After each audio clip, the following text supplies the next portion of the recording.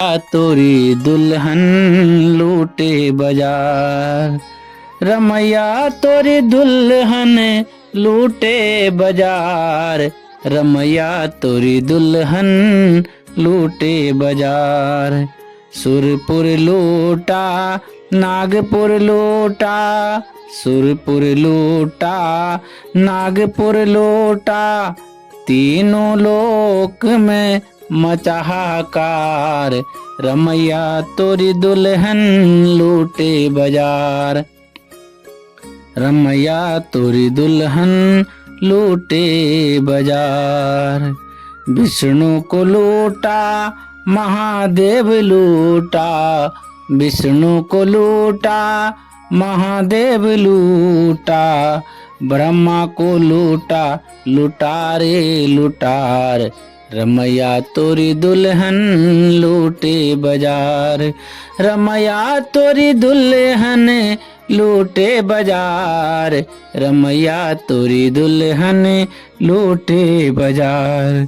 विष्णु को लूटा महादेव लूटा, विष्णु को लूटा महादेव लूटा, ब्रह्मा को लूटा लुटारी लुटार, रमैया तोरी दुल्हन लूटे बाजार, रमैया तोरी दुल्हन लूटे बाजार।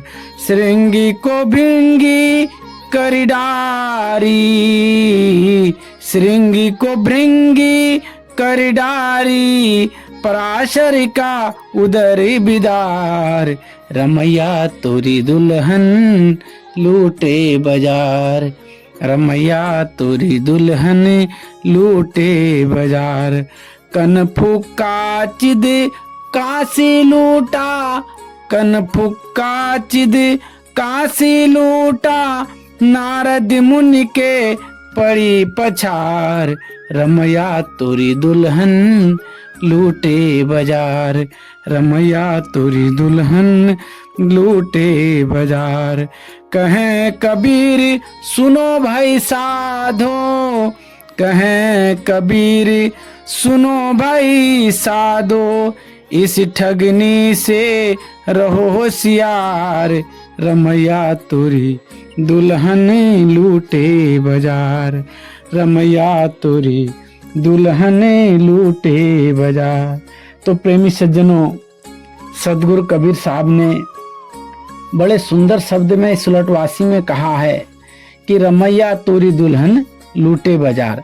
हे रमैया, हे मानव, जो तुमने इस संसार में अपने हाथ से जो माया बना रखी है, जिस कर्म बंधनों में फंस करके, जिस माया में फंस करके आप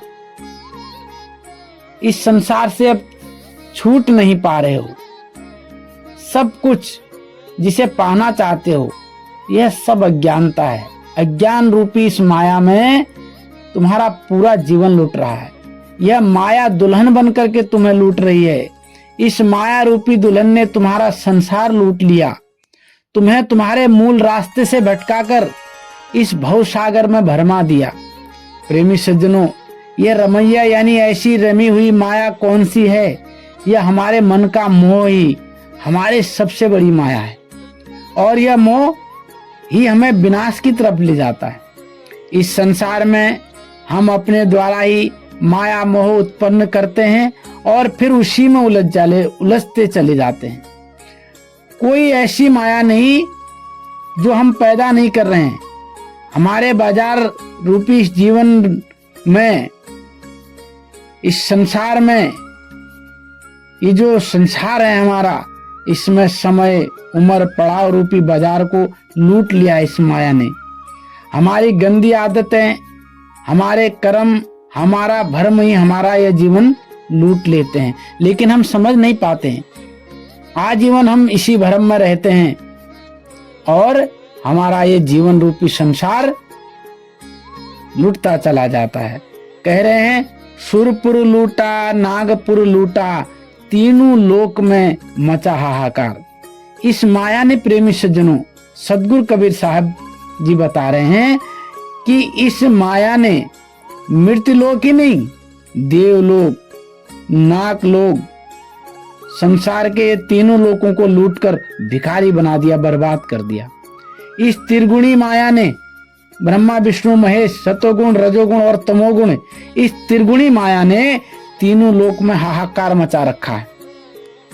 इस संसार के सभी जीव प्राणी दुखी से रो रहे हैं, बिलख रहे हैं। चारों तरफ इस माया ने तांडव मचा रखा है। सुरपुर लूटा, नागपुर लूटा, तीनों लोक में मचा हाहाकार।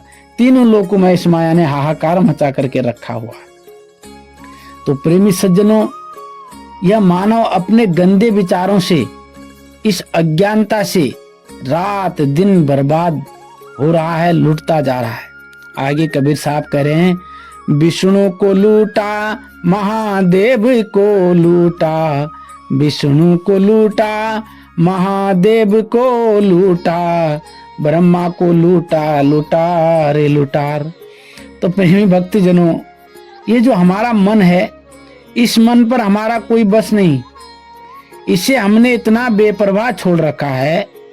इस मन ने और हमारे बुरे कर्मों की माया ने विष्णु को भी लूट लिया। इस माया ने, उनके कर्मों ने महादेव को लूट लिया।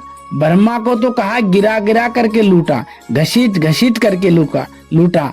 आप जानते हैं, हमारे पुराणों में ब्रह्मा जी के बारे में, विष्णु जी के बारे में, नारद जी के बारे में ये सारी कहानियां लिखी हुई आती हैं। आगे कह रहे हैं, श्रृंगी को भृंगी कर डारी, पराशर का उदर बिदार। आपने सुना होगा, श्रृंगी को भृंगी कर डाला, यानी कि श्रृंगी ऋषि को भी भृंगी एक कीड़ा होता है जो दूसरे कीड़े के अंडे को ला करके उसको अपना जैसा उसके ऊपर भिनभिनाता रहता है और अपने स्वरूप का ही कीड़ा पैदा कर देता है। तो कहा कि श्रृंगी को भी इस माया ने अपना ही जैसा बना दिया और पराशर को तो ऐसे माया में घसीटा कि उसका पेट ही फाड़ डाला इस माया रूपी ने। तो प्रेमी सज्जनों, इस माया ने, इस मन ने श्रृंगी ऋषि को भी नहीं छोड़ा। श्रृंगी ऋषि प्रेमी सज्जनों बहुत तपस्वी थे। ऋषि ने इंद्रियों को वश में करके, यानी काम, क्रोध, लोभ, मोह और 5 विकार रूप, रस, गंध, स्पर्श, शब्द, इन पर नियंत्रण कर लिया। पूरे दिन में एक बार वृक्ष की छाल को जीभ पर लगाते थे और तृप्त हो जाते थे।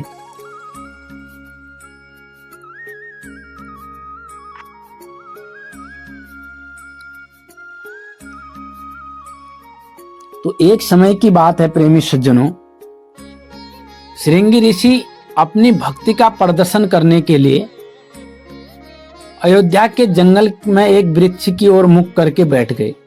10 दिन बीत गए। अयोध्या के धार्मिक व्यक्ति खीर, हलवा, बड़ा स्वादिष्ट भोजन बनाकर ले गए कि ऋषि जी साधना से उठेंगे तो भोजन खिलाएंगे। लेकिन श्रृंगी ऋषि दिन में एक बार वृक्ष के पेड़ की छाल को जीभ से चाट लेते थे, आंखें भी नहीं खोलते थे और ध्यानमग्न हो जाते थे। तो ऋषि जी की जो चर्चा थी अयोध्या नगरी में आग की तरह फैल गई। राजा दशरथ को भी पता चला तो अपनी लड़की शांता, देखो राजा दशरथ की एक लड़की थी शांता, और रानियों को साथ में लेकर के ऋषि के दर्शन के लिए आए। लेकिन ऋषि ने आंख ही नहीं खोली, बस एक बार जीभ को वृक्ष से चाट देते थे। कई दिन ऐसे ही बीत गए। राजा दशरथ की लड़की बड़ी युवा थी, जवान थी, सुंदर थी। उस समय भगवान रामचंद्र जी और अन्य पुत्रों का जन्म नहीं हुआ था। कौशल्या रानी से शांता बेटी के जन्म के पश्चात, जब शांता कौशल्या की पुत्री थी, उनके जन्म के लगभग बताते हैं 20 साल बाद, तो उनके जब कोई संतान नहीं हुई, उस समय जो शांता थी बड़ी युवा थी, क्योंकि 20 साल हो गए थे, क्योंकि 20 साल के बाद उनकी कोई संतान ही पैदा नहीं हुई, केवल शांता पैदा हुई माता कौशल्या से। तो वो क्या हुआ, रोज वो शांता जो थी अपने नौकरानियों के साथ ऋषि के दर्शन के लिए और पिता की आज्ञा लेकर के आने लगी। तो शांता ने एक वैद्य से पूछा कि ऋषि जी की समाधि कैसे टूटेगी, इसे कैसे खोला जाए। तो वैद्य ने बताया कि वृक्ष के पेड़ के उस जगह पर शहद लगा दो जहां पर ऋषि जीभ से चाटता है। देखिए माया का खेल प्रेमी सज्जनों। तो शांता ने वैसा ही किया। पहले ऋषि एक बार जीभ से चाटता था, उस दिन उसने 2 बार चाटा। अगले दिन शहद लगाया, 3 बार चाटा। तीसरे दिन फिर शहद लगाया। ऋषि जी ने बहुत देर तक चाटा और आंखें खोली तो सामने देखा तो शांता खड़ी थी। तो शांता ने अपने बारे में बताया। फिर जो भोजन खाने के लिए लाई थी उससे कहा कि महाराज जी इसे खा लीजिए। तो ऋषि ने खीर खाई।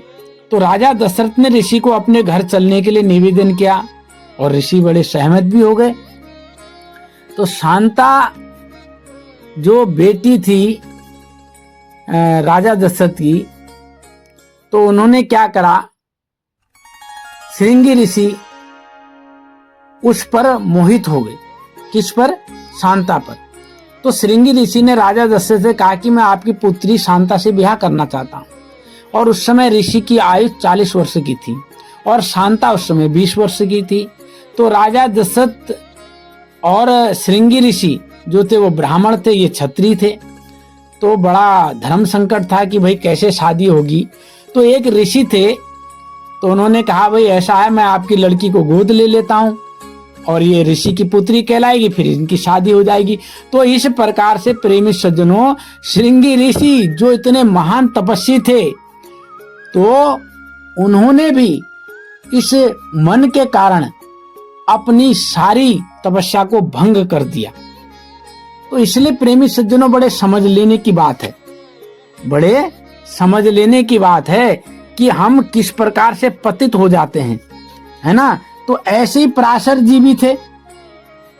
तो पराशर जी भी इतने तपस्वी थे, ऋषि थे, लेकिन क्या कहा उन्होंने, क्या करा प्रेमी सज्जनों, पराशर जो थे उन्होंने भी एक केवट की पुत्री उसका नाम था मत्स्यगंधा के साथ छल किया। तो इस माया ने, इस मन की चाल ने किसी को नहीं छोड़ा। मन की माया ने, ऐसा माना जाता है कि एक कल्पना कर रखी है कि इतने तपस्वी श्रृंगी ऋषि और पराशर ऋषि का ऐसा नाश किया कि उनका पेट ही फाड़ डाला, यानी कि उदर विदार। आगे कह रहे, कन फुक्का चित काशी लूटा, नारद मुनि के पड़ी पछार। कन फुक्का चित काशी लूटा, नारद मुनि के पड़ी पछार। तो वो कह रहे हैं, प्रेमी सज्जनों, सदगुरु कबीर साहब बता रहे हैं कि घर घर मंत्र की दीक्षा देने वाले, अपने को सबसे बड़ा ज्ञानी विद्वान बताने वाले, ऐसे गुरु जो कान में फूंक मारकर कहते हैं कि हमने तुम्हें ज्ञान दे दिया। जैसे आपने देखा होगा गांव घरों में भी पता नहीं कान में क्या कहते हैं और कहते हैं आज से तुम हमारे चेला हो गए।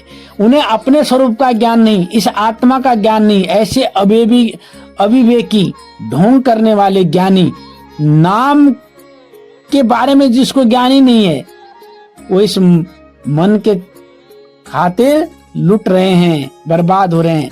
इसी प्रकार नारद मुनि को भी इस माया ने नहीं छोड़ा। यह माया नारद मुनि के पीछे पीछे भी लगी रही। आप जानते हैं नारद मुनि की कहानी, सभी लोग जानते हैं। तो प्रेमी सज्जनों, इसलिए कह रहे हैं, कहें कबीर सुनो वैसादो, इस ठगनी से रहो होशियार। तो प्रेमी सज्जनों, कबीर साहब कहते हैं कि हे भाई, हे संतो, इस माया से, मन के मोह रूपी माया से, इस ठगनी से हमेशा सावधान रहो। क्यों? क्योंकि इस माया ने विष्णु को लूटा, महादेव को लूटा, ब्रह्मा को लूटा, श्रृंगी ऋषि को नहीं लूटा, पराशर को तक नहीं छोड़ा, नारद मुनि को नहीं छोड़ा। तो क्या है, ये हमारा मन जब तक उस परमात्मा पर नहीं लगेगा, जब तक सत्य को नहीं जानेगा, तो हम इस संसार में अपने बनाए हुए कर्म बंधनों में बंधते चले जाएंगे, अपने बनाए हुई माया में ही फंसते चले जाएंगे। और बाकी तो यह संसार प्रेमी सज्जनों माया से ही बना हुआ है। और इस माया को जब तक हम छोड़ेंगे नहीं, अपने स्वरूप को जानेंगे नहीं, जब तक हमें हमारे स्वरूप का ज्ञान नहीं होगा, तब तक प्रेमी सज्जनों हमारा यह मन उस परमात्मा की भक्ति में लगने वाला नहीं है। इसलिए हमें उस परमात्मा की भक्ति करके, अपने आत्म ज्ञान का चिंतन करके, आत्म के स्वरूप का, अपने स्वरूप का ज्ञान करना अत्यंत आवश्यक है। जब तक हम ऐसा नहीं करेंगे, जब तक हम उस परमपिता परमात्मा का दीदार नहीं करेंगे, सद्गुरु की भक्ति करके, सद्गुरु के बताए हुए रास्ते पर चल करके उस परमपिता का दीदार नहीं करेंगे, हमारे 84 का बंधन